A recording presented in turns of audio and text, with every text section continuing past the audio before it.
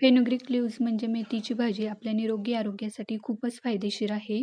ती फक्त weight loss आणि डायबिटीजमध्ये फायदेशीर नाही, तर ती इतर अनेक आजारांना दूर ठेवते. मेथीची एक वेगळी रेसिपी लसुणी मेथी. लसुणी मेथी बनवण्यासाठी मी येथे एका मिक्सरच्या भांड्यात 2 चमचे पांढरे तीळ, 2 चमचे बेसन पीठ आणि अर्धी वाटी शेंगदाणे घेतले आहे. शेंगदाणे आणि पांढरे तीळ छान असे भाजून घेतले होते. या सगळ्याची छान अशी फाईन पावडर बनवली. आता कढईमध्ये 2 चमचे तेल घेतले. तेल छान गरम झाल्यावर त्यामध्ये थोडासा लसूण फ्राय करूयात. 2 मिनिट लसूण छान परतल्यावर त्यात मेथी आणि चवीपुरते थोडे मीठ टाकून घेऊयात. मेथी मी 2 पाण्याने स्वच्छ करून बारीक चिरून घेतली होती. कोणतीही पालेभाजी खूप वेळ शिजवायची नाही, नाहीतर त्यातली न्यूट्रिशनल व्हॅल्यू पूर्णपणे कमी होते. गॅसची फ्लेम मीडियम करून भाजी 2 मिनिटं शिजून घेऊयात.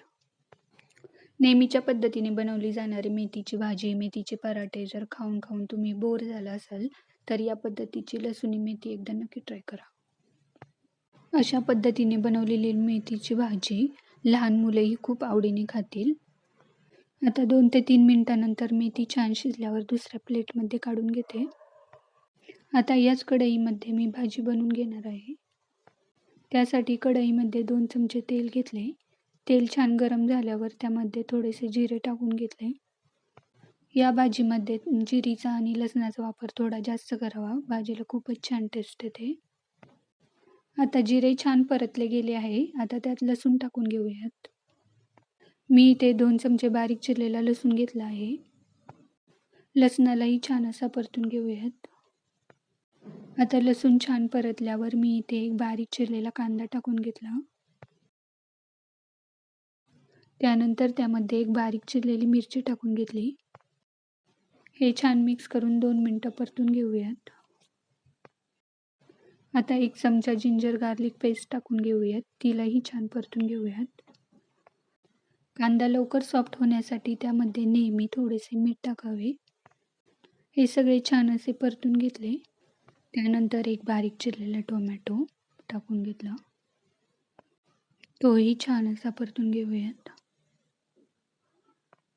हे सगळे छान परतल्यावर त्यात मसाले टाकून घेऊयात. 1 चमचा हळद, 1 चमचा रेड चिली पावडर,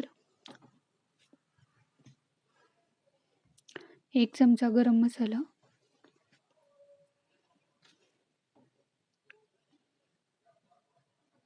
1 चमचा कांदा लसूण मसाला,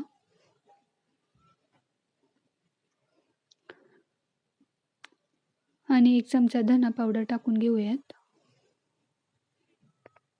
हा सगळा मसाला 2 ते 3 मिनिटं छान असा परतून घेऊयात.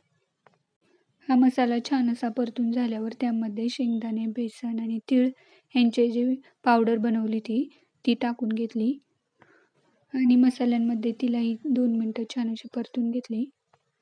आता जो हा आपला मसाला तयार होतो ना, त्याने भाजीला खूपच छान चव येते. मसाला 2 ते 3 मिनिटं छान असा परतून घेतल्यावर जी आपण शिजून घेतलेली मेथीची भाजी होती ती टाकून घ्यायची आणि भाजी मसाल्यामध्ये छान अशी मिक्स करून घ्यायची. भाजीमध्ये वापरले गेलेले मसाले तुम्ही तुमच्या आवडीनुसार कमी जास्त करू शकता.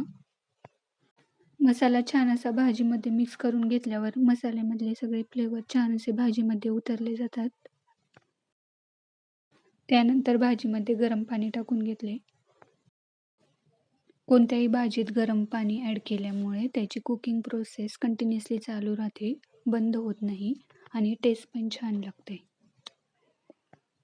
त्यानंतर चवीनुसार मीठ ॲड करून घ्यायचे.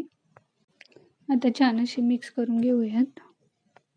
ही भाजी चपाती, भाकरी दोन्हीसोबतही खूप छान लागते. पण जर तुम्ही ही भाजी भाकरीसोबत खाणार असाल तर पाणी थोडे जास्त टाका. भाजी चांगली शिजल्यावर भाजीला छान असा लाल मिरची आणि लसणाचा तडका द्यायचा. आपली हेल्दी आणि टेस्टी अशी लसुणी मेथी तयार झाली आहे. Thanks for watching.